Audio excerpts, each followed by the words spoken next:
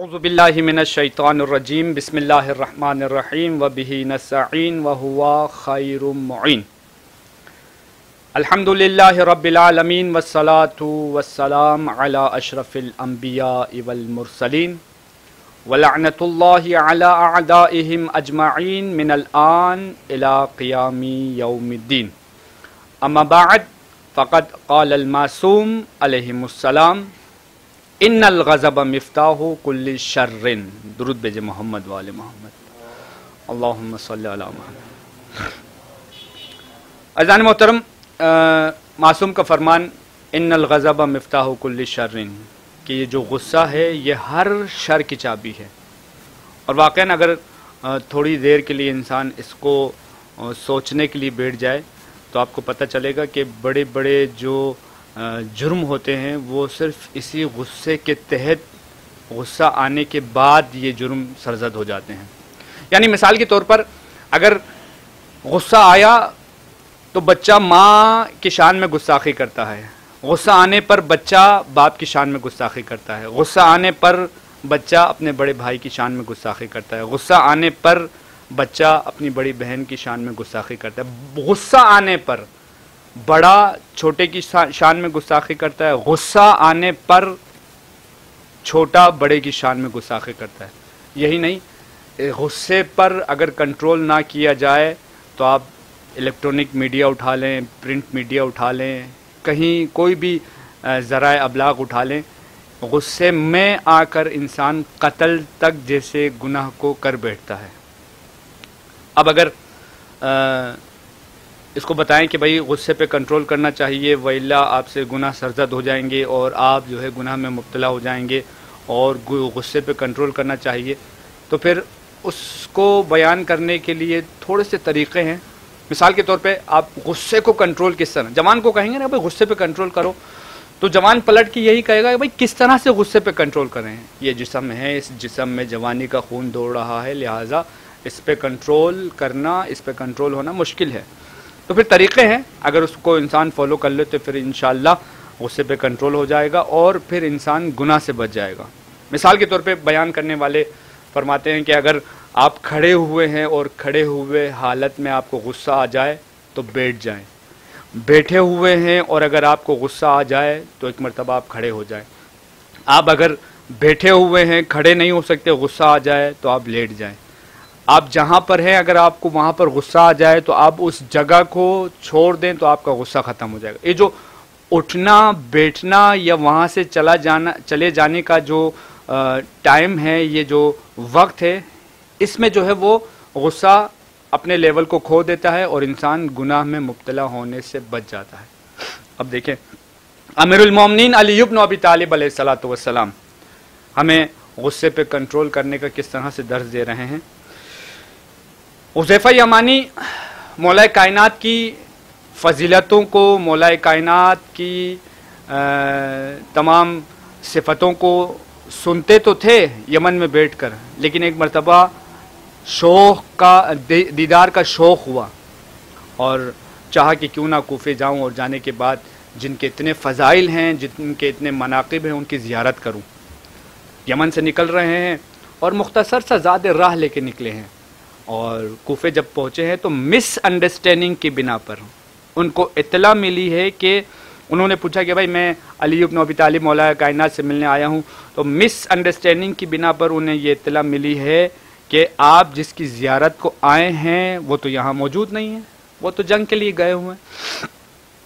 اب پوچھا کہ بھائی کب تک آئیں گے، ٹائم پیریڈ نہیں معلوم کہ وہ کب تک آئیں گے، مطلب ایک دن بھی لگ سکتا ہے، ایک مہینہ بھی لگ سکتا ہے، اور ایک ہفتہ بھی لگ سکتا ہے، جنگ جب ختم ہوگی اس کے بعد مولا کائنات یہاں پر آئیں گے۔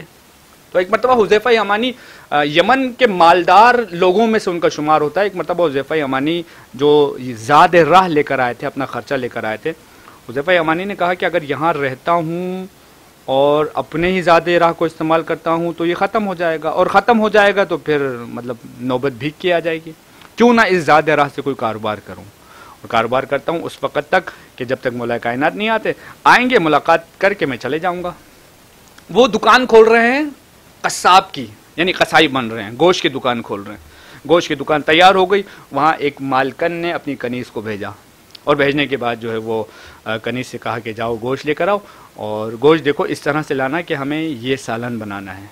قصائی یعنی حذیفہ یمانی کے پاس وہ کنیز پہنچی ہے، اور ایک مرتبہ گوشت کا تقاضا کیا، حذیفہ یمانی نے گوشت دیا، کنیز گوشت لے کر گھر پہنچی، ایک مرتبہ مالکن نے کہا نہیں ہمیں یہ گوشت نہیں چاہیے، ہمیں فلاں حصے کا گوشت چاہیے، لہٰذا وہ لے کر آؤ۔ کنیز اس گوشت کو واپس لے کر آئی ہے، حذیفہ یمانی کو دیا ہے، حذیفہ یمانی نے گوشت کو تبدیل کر کے نیا گوشت دیا ہے، لے کر گئی ہیں۔ اب دوبارہ مالکن کہہ رہی ہے ہمیں یہ گوشت نہیں چاہیے، جانور کے فلاں حصے کا گوشت لے کر آؤ، لہٰذا اس کو تبدیل کر کے آؤ۔ ایک مرتبہ پھر حذیفہ یمانی کی دکان میں پہنچی ہے، حذیفہ یمانی دوسری مرتبہ گوشت تبدیل کر کے دے رہے ہیں، اور یہ پہنچی ہے مالکن کے پاس، مالکن نے پھر منع کر دیا، یہ پھر لے کر آئی ہیں تیسری مرتبہ۔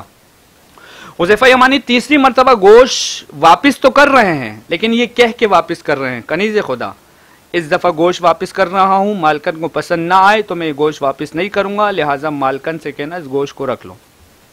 پہنچی تو مالکن نے اس گوشت کو بھی رکھنے سے انکار کر دیا، اور مالکن نے کنیز سے یہ کہا کہ کنیز نے کہا کہ بھائی وہ اب گوشت تبدیل کرنے کو راضی نہیں ہے۔ مالکن نے کہا اگر وہ تبدیل کرنے کو راضی نہیں تو میں بھی اس گوشت کو رکھنے پہ راضی نہیں، جب تک تبدیل کر کے نہیں آتی تو میں بھی گھر میں داخل ہونے کی اجازت نہیں۔ وہ دور ہے کہ جس دور میں کنیز کے سر پہ مالکن کا ہاتھ نہ ہو، مالک اور آقا کا ہاتھ نہ ہو تو ان کی کوئی زندگی نہیں ہے۔ غلام کے سر پہ مالک کا اور آقا کا ہاتھ نہ ہو تو غلام کی کوئی زندگی نہیں ہے۔ اب یہ بیچاری پریشانی کے عالم میں گھر سے نکلی، یعنی مشکل میں نکلی، جب مشکل میں نکلی تو مشکل کشا یاد آ گئے۔ جب مشکل کشا یاد آ گئے تو ایک مرتبہ مسجد کوفہ میں گئی ہے، اور جانے کے بعد مولا کائنات سے کہا یا علی مشکل میں ہوں، مالکن گوشت رکھنے کو تیار نہیں، قصائی تبدیل کرنے کو تیار نہیں، لہٰذا میری مشکل حل کریں۔ کہا چلو ہم قصاب سے بات کرتے ہیں اور قصاب سے تمہاری سفارش کرتے ہیں۔ ایک مرتبہ قصاب، کون قصاب؟ حذیفہ یمانی۔ حذیفہ یمانی کون؟ مولا کائنات کی محبت میں کوفہ آنے والا حذیفہ یمانی۔ اب حذیفہ یمانی نے اس کنیز کو دیکھا اور کنیز کے ساتھ مولا کائنات کو دیکھا، یعنی یہ دیکھ رہے ہیں کہ یہ کنیز اب کسی مرد کو لے کر آئی ہے سفارش کے لیے، کیونکہ میں نے اسے منع کر دیا تھا گوشت تبدیل نہیں ہوگا۔ ایک مرتبہ حذیفہ یمانی سے مولا کائنات کہتے ہیں کہ اے قصاب، لا یرحم اللہ من لا یرحم الناس، اللہ اس شخص پہ رحم نہیں کرتا کہ جو لوگوں پہ رحم نہیں کرتا، اس پہ رحم کر اور اس کی گوشت کو تبدیل کر تاکہ اس کی مالکن اس کو گھر میں رکھ لے۔ حذیفہ یمانی اپنے کاؤنٹر کہوں گا میں، اپنے کاؤنٹر کو چھوڑ کر اپنی جگہ کو چھوڑ کر ایک مرتبہ مولا کائنات کے روبرو آئے ہیں، ہاتھوں کو اس طرح سے کر کے مولا کائنات کے سینے پہ ہاتھ رکھ کے دھکا دے کر مولا کائنات کو دکان سے باہر نکال دیا۔ تصور کریں خالی کس کو دھکا دے رہا ہے؟ علی ابن ابی طالب علیہ الصلوۃ والسلام، عرب کا شہ سوار، وہ علی کے جو قاتل مرحب و انتر ہے، وہ علی کے جس سے بڑے بڑے کفار جس کے نام سے لرز جاتے ہیں، ڈرتے ہیں، علی ابن ابی طالب علیہ الصلوۃ والسلام، مالک حذیفہ یمانی کے اس دھکے کو کھا کر دکان سے باہر نکلے۔ آؤ کنیز خدا، یہاں ہمارا مسئلہ حل نہیں ہوا، ہم چلتے ہیں تمہاری مالکن کے پاس، اس سے گزارش کرتے ہیں شاید وہاں ہمارا مسئلہ حل ہو جائے۔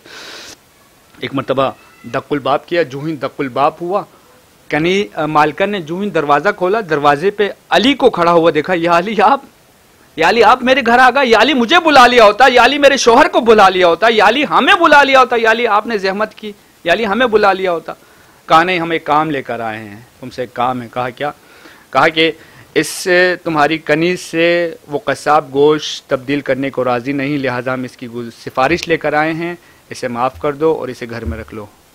مالکن کہتی ہے یا علی آپ اس کی سفارش لے کر آئے ہیں، آپ کہہ رہے ہیں کہ میں اسے معاف کر دوں، یا علی میں آپ کے صدقے میں اسے معاف کر رہی ہوں اور اسے کنیزی سے رہا کر رہی ہوں۔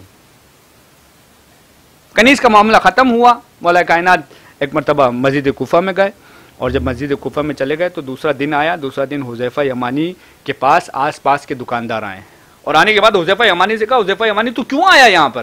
کہا بھائی میں اپنے مولا کی زیارت کو آیا ہوں۔ کہا کس کی زیارت کو آیا؟ کہا علی کی زیارت کو آیا ہوں۔ کہا تجھے نہیں معلوم کہ جس کی زیارت کو تو آیا ہے اسی کی شان میں تو گستاخی کر بیٹھا ہے؟ کہا ہو نہیں سکتا کہ جس کی زیارت کو آیا ہوں، کہ جس کی محبت میں آیا ہوں میں اس کی شان میں گستاخی کر بیٹھوں۔ کہا ہو چکا ہے، تو کر چکا ہے، اب لوگوں نے اوصاف بیان کرنے شروع کیے. اب لوگوں نے حلیہ بتانا شروع کیا.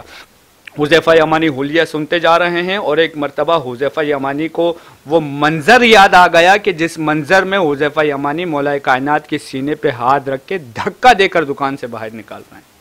بس ایک مرتبہ جب یقین ہو گیا نا کہ میں اپنے ہی مولا کی شان میں گستاخی کر چکا ہوں تو اس اوزار کو اٹھا رہا ہے کہ جس سے جانور کی ہڈیوں کو توڑتے ہیں اور ہاتھ کو وہاں رکھ رہا ہے کہ جہاں پر جانور کی ہڈیوں کو رکھتے ہیں, اور ایک مرتبہ اوزار کو اٹھا کر اپنے ہاتھ پر مارتا ہے, ہاتھ قلم ہو گیا. اور ایک مرتبہ صدا دے رہے ہیں آؤ کوفے والوں آؤ حذیفہ یمانی کی دکان کو لوٹ لو, کیونکہ حذیفہ یمانی کو زندہ رہنے کا حق نہیں. حذیفہ یمانی وہ ہے کہ جو اپنے مولا کی شان میں گستاخی کر بیٹھا ہے. میں وہ ہوں کہ جس نے اپنے مولا کی شان میں گستاخی کی ہے. میں وہ ہوں کہ جس نے اپنے آقا کی شان میں گستاخی کی. آؤ کوفے والوں میری دکان لوٹ لو. چاہتے ہیں کہ لوگ اسے اٹھا کر طبیب کے پاس لے کے جائیں, مگر حذیفہ یمانی کسی کو نزدیک نہیں آنے دینا. نہیں, مجھے زندہ رہنے کا حق نہیں, کوئی نزدیک نہ آئے. خبر پہنچی مولا کائنات علی بن ابی طالب علیہ الصلوۃ والسلام. موضوع ہمارا کیا چل رہا ہے؟ ان الغضب مفتاح کل شر. مولا کائنات کو جو خبر پہنچی ہے تو ایک مرتبہ مولا کائنات اپنے شہزادے بیٹے حسن سے کہتے ہیں, بیٹا حسن جاؤ بازار کوفہ میں تمہارا چچا حذیفہ یمانی زخمی حالت میں ہیں, حذیفہ یمانی کو ہمارے پاس لے کر آؤ. بس ایک مرتبہ جب مجمع میں پہنچتے ہیں تو مجمع چیرتے ہوئے حذیفہ یمانی کی جانب جا رہے ہیں. کسی نے بتایا حذیفہ یمانی آنے والا یہ جوان کوئی اور نہیں ہے بلکہ مولا کائنات کے فرزند ہیں, امام حسن ہے, شہزادہ امام حسن ہے. مولا نزدیک آتے جاتے ہیں, حذیفہ یمانی پیچھے ہوتے جاتے ہیں. نہیں شہزادے میرے نزدیک نہیں آنا, میں وہ ہوں کہ جس نے تمہارے بابا کی شان میں گستاخی کی, میں وہ ہوں کہ جس نے آپ کے بابا کی شان میں گستاخی کی, میں وہ ہوں کہ جس نے اپنے مولا کی شان میں گستاخی کی, میرے نزدیک نہیں آنا. ایک مرتبہ زخمی حذیفہ کے نزدیک پہنچے ہیں, کہا چچا حذیفہ بابا نے بھیجا ہے اور بابا نے تمہیں طلب کیا ہے. زخمی حذیفہ کو اٹھایا اور اٹھا کر مولا کائنات اپنے بابا کے پاس لے کر آئے. زخمی حذیفہ جب مولا کائنات کے پاس پہنچے ہیں تو علی نے زخمی حذیفہ کو اپنے گلے سے لگایا. ان الغضب مفتاح کل شر. کس کو گلے سے لگا رہے ہیں؟ کہ جس نے ایک دن پہلے دھکا دے کر اپنی دکان سے باہر نکالا تھا. اب وہ کٹا ہوا ہاتھ مولا کائنات حذیفہ یمانی کے ہاتھ میں جوڑ رہے ہیں اعجاز امامت سے. اور اس کے بعد تاریخ نے دیکھا, لوگوں نے دیکھا, جب بھی کوئی اس کٹے ہوئے ہاتھ کو دیکھتا ہے نا تو دیکھ کر یہ نہیں کہہ سکتا کہ یہ ہاتھ کبھی جسم سے جدا ہوا ہو. تو عزیزان محترم, غصے کو کنٹرول کریں اور غصے کو کنٹرول کرنے میں ہی عاقبت ہے, غصے کو کنٹرول کرنے میں ہی نجات ہے اور آسانی ہے. وما علینا